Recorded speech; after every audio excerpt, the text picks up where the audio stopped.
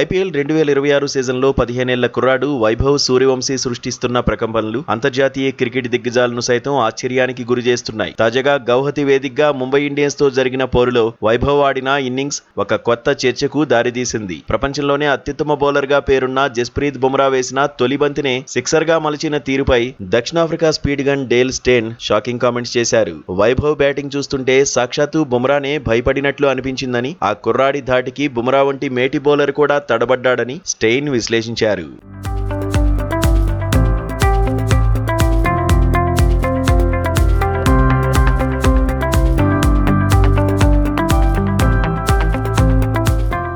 ఈ మ్యాచ్ గమనాన్ని నిశితంగా పరిశీలించిన డేల్ స్టెయిన్ మాట్లాడుతూ వైభవ్ సూర్యవంశీ బౌలర్ల మనసులో ఒక రకమైన ఆందోళనను నింపాడని పేర్కొన్నారు. సాధారణంగా బుమ్రాకు ఎలాంటి బ్యాట్స్మెన్ అయినా భయపడతారు, కానీ ఇక్కడ సీన్ రివర్స్ అయింది. తప్పుగా బంతి వేస్తే ఈ 15 ఏళ్ల కుర్రాడు సిక్స్ కొడతాడనే భయం బుమ్రాలో కనిపించింది. అందుకే బుమ్రా తన లైన్ అండ్ లెంత్ ను మిస్ చేసి బంతిని స్లాట్ లో వేశాడు. తొలి బంతికే సిక్స్ పడగానే బుమ్రా ముఖంలో ఒక వింత నవ్వు కనిపించింది. అది చూస్తుంటే నేను తప్పుగా వేస్తానని ముందే ఊహించాను, అందుకే అది సిక్స్ వెళ్ళిందని బుమ్రా తనలో తాను అనుకుంటున్నట్టుగా ఉందని స్టెయిన్ తనదైన శైలిలో చెప్పుకొచ్చారు.